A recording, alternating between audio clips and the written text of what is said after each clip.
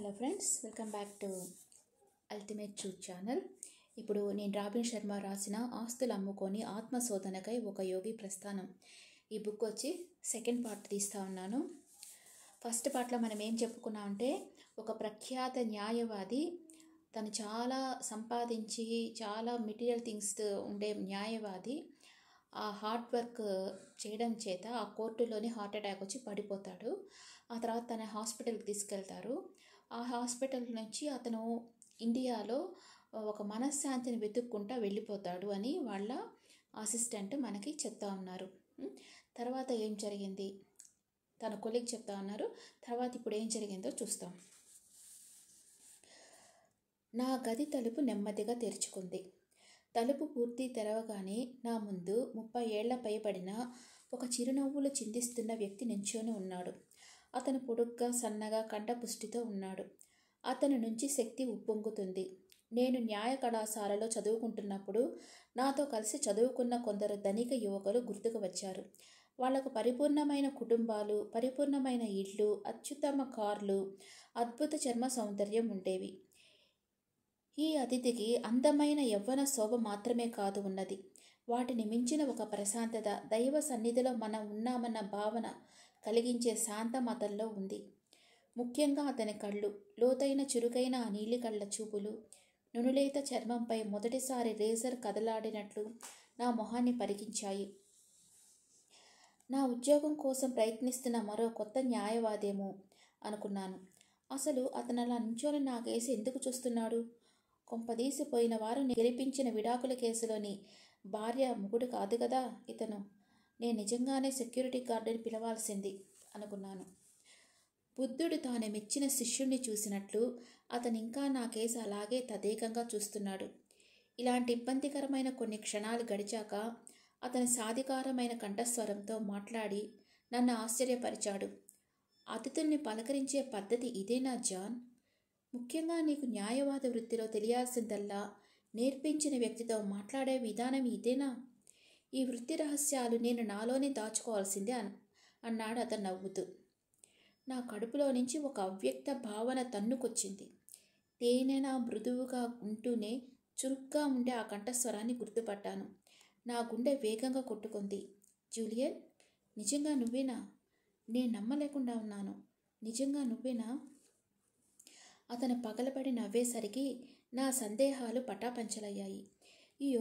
ఈ యువకుడు మరెవరో కాదు, భారతీయ యోగిగా మారిపోయిన నా మిత్రుడు జూలియన్ మాంటెల్. అతనిలో వచ్చిన ఈ అసాధారణ పరిణామాన్ని స్టన్ అయిపోయాడనమాట. ఆ చేంజ్ చూసి స్టన్ అయిపోయాడు. ఆ దెయ్యం లాంటి అనారోగ్యపు తెల్లదనం, రోగాన్ని సూచించే ఆ దగ్గు, నిర్జీవమైన ఆ కళ్ళు, నా మాజీ సహచరుడి రూపం మాయమైపోయింది. అతని సంతకాలుగా మారిన వయసుకు మించిన ముదుసలితనం, నిస్తేజమైన భావ ప్రకటన మాయమయ్యాయి. నా ఎదుట ఉన్న వ్యక్తి అద్భుతమైన ఆరోగ్యంతో, కాంతివంతమైన ముఖ కవళికలతో వెలుగుతున్నాడు. అతనిలోని అసాధారణ శక్తిని మెరుస్తున్న ఆ కళ్ళు సూచిస్తున్నాయి. దానికంటే ముఖ్యంగా అతనిలో ఒక ప్రశాంతత వెల్లివిరుస్తుంది. అతని కేసి తదేకంగా చూస్తూ ఉంటేనే నాలో గొప్ప శాంతి కలుగుతుంది. అతనిప్పుడు ఆందోళన భరితుడైన టైప్ ఏ న్యాయ సంస్థ సీనియర్ భాగస్వామి కాదు. నా ముందున్న వ్యక్తి యవ్వనంతో గొప్ప శక్తిని ప్రతిబింబిస్తూ, చిరునవ్వు నవ్వుతూ మార్పుకు నమూనాగా ఉన్నాడు. జూలియన్ మాంటెల్లో ఆకస్మిక పరిణామం ఎలా వచ్చింది? ఈ సరికొత్త జూలియన్ మాంటెల్ని చూసి నేను నిర్ఘాంతపోయాను. కొన్నేళ్ల క్రితమే అలసి సొలసిన వృద్ధుడిలా ఉన్న వ్యక్తి ఇంత ఉత్సాహంగా, ఆరోగ్యంగా ఎలా ఉండగలడు అని అపనమ్మకంగా అనుకున్నాను. యవ్వనం కలిగించే ఏదైనా మాదక ద్రవ్యం సేవించాడా? ఈ అసాధారణ పరిణామానికి ఏమిటి కారణం అని ప్రశ్నించుకున్నాను. ముందు జూలియన్ మాట్లాడాడు.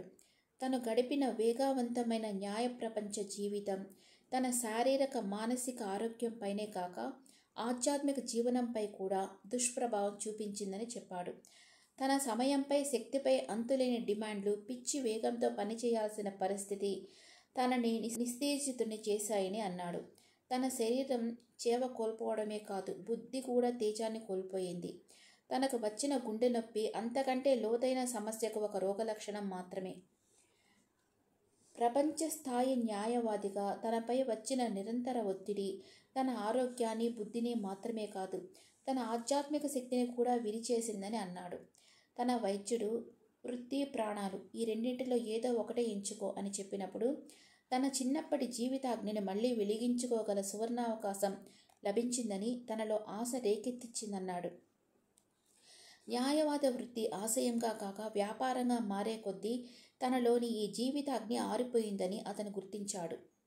జీవితాగ్ని అంటే మనం బాగా ఏదైతే ఇష్టపడి చేస్తూ ఉంటామో అది మనం ఎంజాయ్ చేయాలి. ఏ పని చేసినా చెయ్యాలి అని చేయకూడదు, దాన్ని ఎంజాయ్ చేస్తూ చేయాలి. అప్పుడే అది బాగుంటుంది, లైవ్లీగా ఉంటుంది. మనకు ఇష్టం లేకుండా ఇంకా బిజినెస్ కోసం చెయ్యాలన్నప్పుడు దానిలో క్రియేటివిటీ ఉండదు, ఒక ప్రాణం అనేది ఉండదన్నమాట మనం చేసే పనిలో. మార్మిక సాంప్రదాయాలకు, ప్రాచీన సంస్కృతికి పేరెన్నిక కన్నా భారతదేశానికి వెళ్ళాలని నిర్ణయించుకొని తన ఇహలోక సంపదలన్నిటిని అమ్ముకున్న వైనాన్ని అతను చెప్తూ ఎంతో ఎమోషన్గా లోనయ్యాడు. భారతదేశంలో అతను గ్రామానికి ఒక్కోసారి కాలినడకన, ఒక్కోసారి రైల్లో ప్రయాణిస్తూ కొత్త ఆచారాలను నేర్చుకుంటూ కాలానికి అతీతమైన అక్కడి ప్రకృతి దృశ్యాలను తిలకిస్తూ దయా ప్రేమలతో తొణికిసలాడే జీవితానికి అసలైన అర్థాన్ని ఇవ్వగలిగిన భారత ప్రజలను ప్రేమిస్తూ కాలం గడిపాడు. పాశ్చాత్య దేశం నుంచి వచ్చిన ఈ అతిథి కోసం నిరుపేద కూడా తన ఇంటి తలుపులను, గుండె తలుపులను తెరచి ఉంచాడు. అలా రోజులు, వారాలుగా ఈ సమోహనకరమైన వాతావరణంలో కరిగిపోగా జూలియన్లో బాల్యం తర్వాత ఎన్నడూ ఎరగని ఒక జీవనోత్సాహం పెల్లుబికింది. అతనిలో సహజంగా ఉన్న సృజనాత్మకత, జిజ్ఞాస, ఉత్సాహం, జీవనశక్తి మళ్ళీ పురివిప్పాయి. అతనిలో ఆనందం, ప్రశాంతత వెల్లివిరిశాయి. అతను మళ్ళీ నవ్వడం ప్రారంభించాడు. ఇలా ఈ అద్భుత నేలపై ఎదురైన అన్ని అనుభవాలను అతను అక్కున చేర్చుకున్న నిజానికి భారతదేశానికి వెళ్ళాలన్న అతని సంకల్పం కేవలం అలసిపోయిన మెదడుకు కొంత విశ్రాంతినివ్వాలన్న కోరిక నుంచి పుట్టిందే. ఈ సుదూర ప్రాంతంలో తన గడిపిన కాలాన్ని అతను తన ఆత్మ జరిపిన వ్యక్తిగత యాత్రగా అభివర్ణించాడు.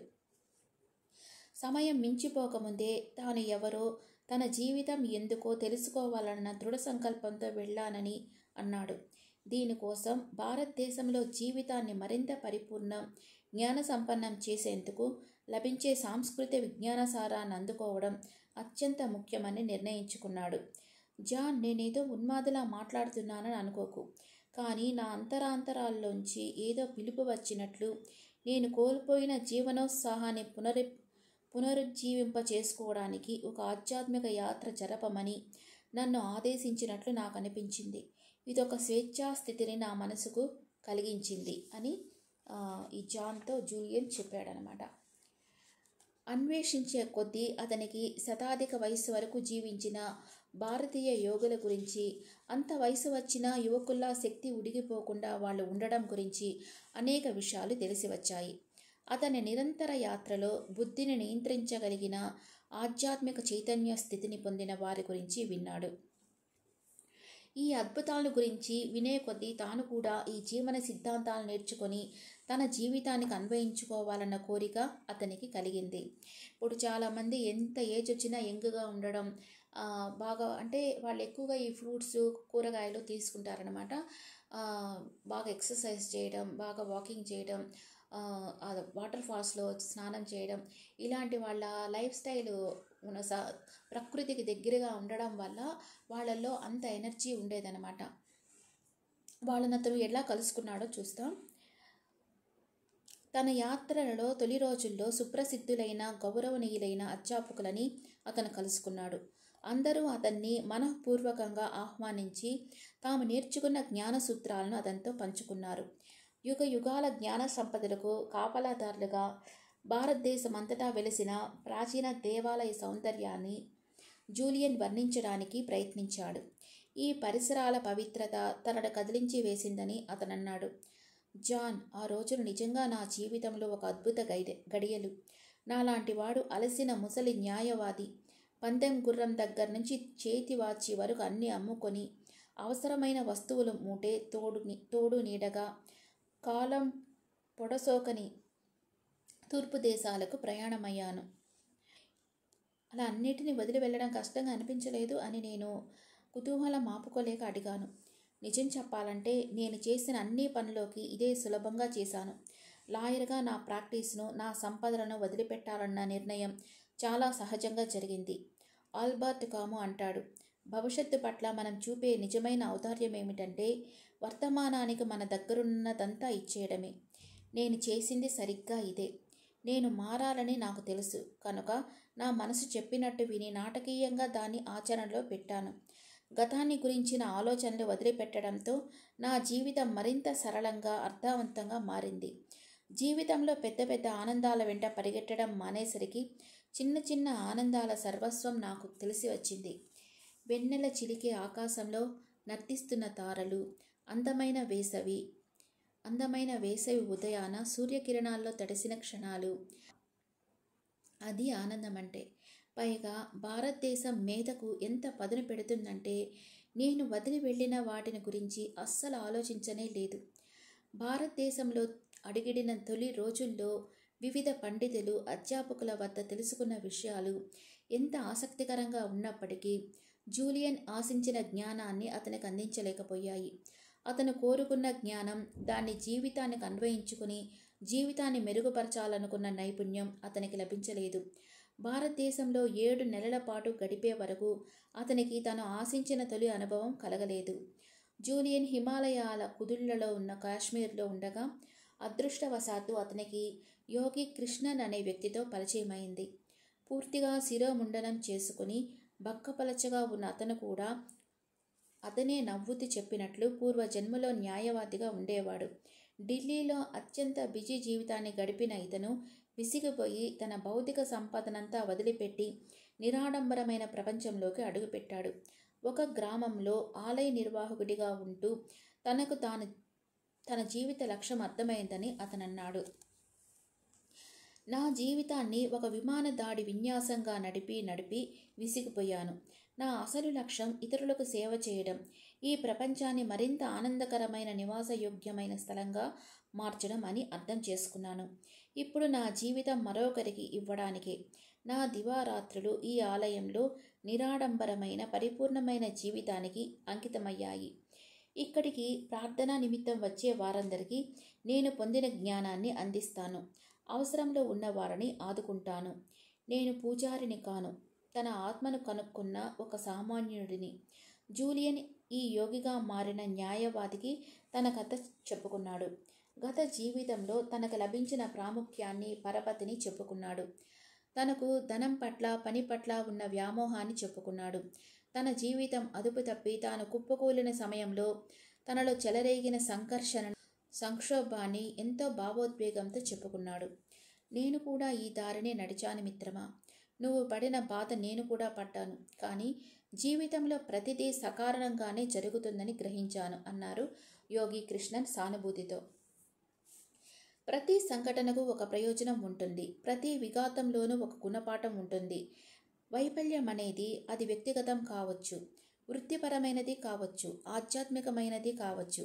ఏదైనా మన వ్యక్తిత్వ విస్తృతికి అది అత్యవసరం. అంటే మన లైఫ్లో వచ్చే ఫెయిల్యూర్స్ అన్నమాట.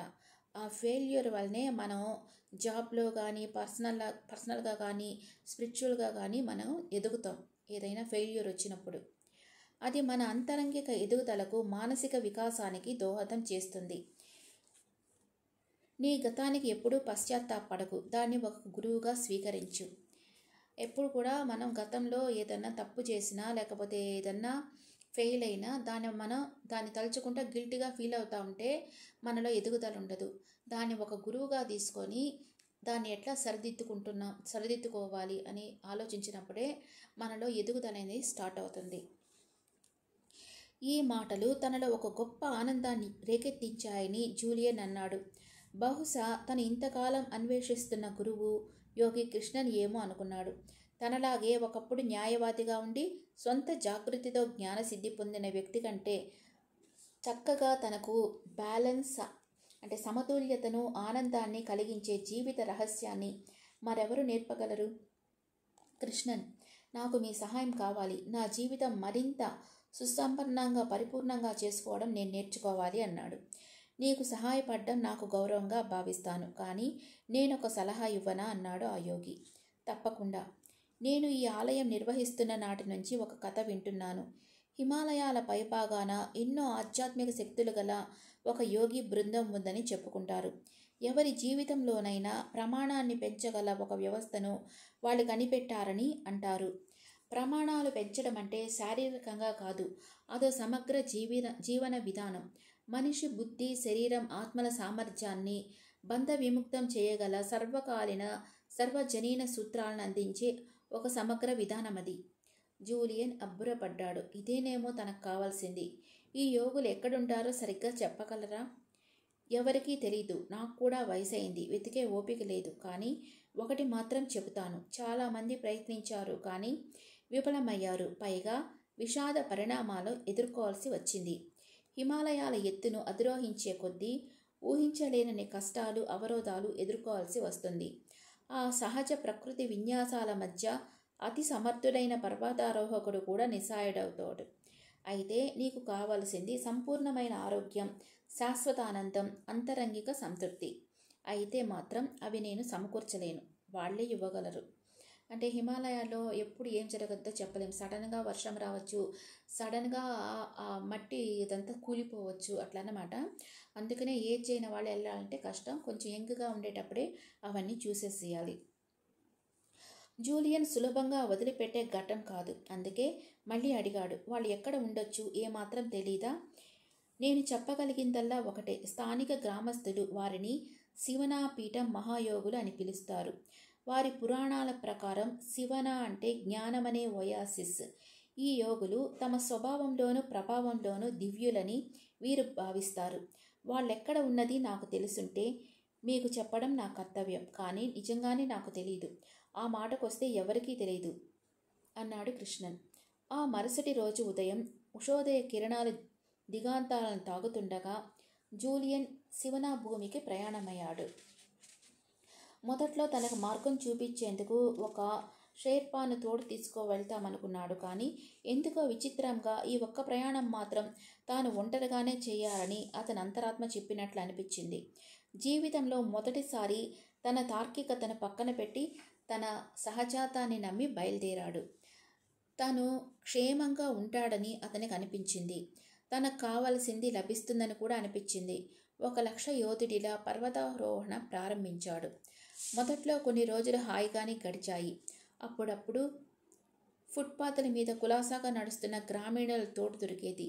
వాళ్ళు తమకు అవసరమైన కలపను వెతుక్కుంటూనో లేక ఊరట కలిగించే ఆశ్రయం అన్వేషిస్తూనో అలా వెళ్తూ ఉండవచ్చు. మరికొన్నిసార్లు ఏకాకిగా నడిచాడు, తన గత జీవితాన్ని గురించి, తన వర్తమాన ప్రయాణాన్ని గురించి ఆలోచిస్తూ. క్రమక్రమంగా తాను వదిలివచ్చిన గ్రామం ఆ సహజ ప్రాకృతిక సౌందర్య చిత్రపటంలో ఒక చిన్న ఆకృతిగా కనిపించసాగింది. మంచు తొడుగు మూసిన హిమాలయ శిఖరాల్లోని ఆ అద్భుత తత్వం చూసి అతని గుండె వేగంగా కొట్టుకుంది. ఆ సౌందర్యానికి ఒక క్షణం సేపు గుండె ఆగినట్టే అనిపించింది. తన పరిసరాలతో తాదాత్వం కలిగింది. ఎన్నో ఏళ్లుగా అంతరంగిక ఆలోచనలు పంచుకుంటూ ఒకరిపై ఒకరు చలోక్తులు విసురుకుంటూ జీవిస్తున్న ఇద్దరు ఆప్తమిత్రుల మధ్య ఏర్పడే మింగిల్ అనమాట, కలిసిపోయినట్లుగా, ఆ పరిసరాలతో తను కలిసిపోయినట్లుగా. ఇప్పుడు ఒక మంచి ఫ్రెండ్తో తాను ఎట్లా మింగిల్ అయిపోయి బాగా కంఫర్ట్ ఫీల్ అవుతాడు, బాగా కలిసిపోయినట్లుగా అనిపిస్తుంది తనకి. అక్కడ ఆప్తమిత్రుల మధ్య ఏర్పడే కంఫర్ట్ పెట్టుకోవచ్చు దీన్ని. కంఫర్ట్ వంటిది ఇది. పర్వతాలపై నుంచి వీచే తాజా చల్లగాలికి అతని మనసు తెరిపిన పడి శక్తిని దిగ్విణీకృతం చేసింది. అంటే బాగా ఎనర్జీ వచ్చిందనమాట తనకి. ప్రపంచవ్యాప్తంగా పర్యటించి తాను అన్నీ చూసేశానని అనుకున్న జూలియన్ తాను ఇంత సౌందర్యాన్ని మాత్రం ఎన్నడూ చూడలేదని అనుకున్నాడు. ఆ మాంత్రిక సమయంలో తాను ఆస్వాదించిన అద్భుత గడియలు ప్రకృతిలోని శృతి సుభాగత్వానికి తానిస్తున్న నివాళులుగా అనిపించింది. ఒక్క క్షణంలో అతనికి ఆనందం, స్వేచ్ఛ అనుభవంలోకి వచ్చాయి. మానవాళి నివసించే స్థలానికి ఎంతో పైపైన ఈ ప్రదేశంలో అతను సాధారణమైన జీవితపు గుహల్లో నుంచి అసాధారణ ప్రపంచాన్ని అన్వేషించే పథకంలోకి అడుగుపెట్టాడు. ఆ క్షణంలో నా మనసులో మెదిలిన మాటలు నాకిప్పటికీ గుర్తున్నాయన్నాడు జూలియన్. మొత్తంగా చూస్తే జీవితం అంతా మనం చేసుకున్న ఎంపికపై ఆధారపడి ఉంటుంది. మనం ఎంచుకునే విషయాలపైనే మన భవిత ఆధారపడి ఉంటుంది. ఈసారి నేను చేసుకున్న ఎంపిక సరైనదేనని నాకు రూఢీగా అనిపించింది. ఇక నా జీవితం పూర్వంలో ఉండదని, ఏదో ఒక అద్భుతం నాకు జరగబోతుందని తోచింది. ఇదొక విభ్రాంతికరమైన జాగృతిని నాలో కలిగించింది. క్రమంగా హిమాలయాల ఉత్తుంగ శిఖరాలను అధిరోహించే కొద్దీ తనలో ఆందోళన పెరగడం ప్రారంభమైందని జూలియన్ చెప్పాడు. కానీ ఇది ఉత్సాహం కలిగించే ఆందోళన. నేను మొదటిసారి ఒక గొప్ప కేసును వాదించబోయే ముందు పత్రికల వారు నా వెంట పడుతున్నప్పుడు కోర్టులో ప్రవేశించిన సమయంలో కలిగిన ఆందోళన వంటిది. నా వద్ద మార్గం తెలిపే పటం కానీ గైడ్ కానీ లేనప్పటికీ ఒక సన్నని డొంకపై అతి తక్కువ వాడిన మార్గం వెంబడి వెళుతూ ఆ పర్వతాల లోపలి ప్రాంతాలను చేరుకున్నాను. నాలో అంతర్గతంగా ఏదో కాంపస్ ఉండి నన్ను నా గమ్యం వైపు నడిపిస్తున్నట్టు అనిపించింది. నేను కావాలనుకున్న ఆ పర్వతం ఎక్కకుండా ఉండలేకపోయేవాడిననుకుంటా. జూలియన్ వాగ్ధోరణి వర్షానంతరం పర్వతాల నుంచి వెలువడే స్రవంతిలా ఉత్సాహభరితంగా నిరాఘటంగా ఉంది. మరో 2 రోజులు శివన మార్గ దిశగా నడుస్తుండగా తన గత జీవితం జూలియన్కి పదే పదే గుర్తొచ్చింది. ఆ జీవితం తాలూకు అవిశ్రాంతి, సంఘర్షణ ఒత్తిడుల నుంచి విముక్తి కలగడం బాగున్న మాట నిజమే. అయినా తన హార్వర్డ్ స్కూల్ వదిలినప్పటి నుంచి అలవాటు పడిన లాయర్ జీవితంలోని మేధోపరమైన సవాళ్లను వదులుకొని తన శేష జీవితాన్ని గడపగలడా అన్న సందేహం వచ్చింది. తన ఘనమైన ఇల్లు, అతి చౌకగా అమ్ముకొని వచ్చేసిన వేసవి విడిది గుర్తొచ్చాయి. తన తరచూ ఖరీదైన హోటళ్లకు, అందమైన ప్రదేశాలకు తోడుగా తీసుకెళ్లే స్నేహితులు గుర్తొచ్చారు. తాను ఎంతో ముచ్చటపడి కొనుక్కొని నడపడంలో గొప్ప ఎమోషన్, ఉత్సాహం పొందిన ఫెరరీ కారు గుర్తుకొచ్చింది. అద్భుతమైన ఈ ప్రాంతం లోపలికి పయనించే కొద్దీ ఆ ప్రకృతి మెరుపులకు తన గత జీవితాన్ని మర్చిపోయాడు. ఇలా ప్రకృతి సౌందర్యంలో తనమునకలవుతుండగా ఒక అద్భుతం జరిగింది. అతని కన్ను కొలుకుల నుంచి చూస్తే ఒక ఆకృతి దర్శనమిచ్చింది. ఎరుపు రంగులో పాదాల దాకా జీరాడే వస్త్రాలతో, ముదురు నీలపు ముసుగుతో ఉన్న ఒక వ్యక్తిని చూసి జూలియన్ ఆశ్చర్యపోయాడు. తాను తన కష్టాలు పడి 7 రోజుల పాటు నడిస్తే తప్ప రాలేని ఈ ప్రాంతానికి ఈ మనిషి ఇంత సునాయాసంగా ఎలా వచ్చాడో అర్థం కాలేదు. తను నాగరిక ప్రపంచానికి చాలా దూరంలో ఉన్నానన్న జ్ఞానం, తన గమ్యం చేరడానికి ఎంతకాలం పడుతుందో తెలియని అయోమయం కలిసి ఈ కొత్త వ్యక్తిని పలకరించాలని అనిపించింది. గట్టిగా పిలిచారు.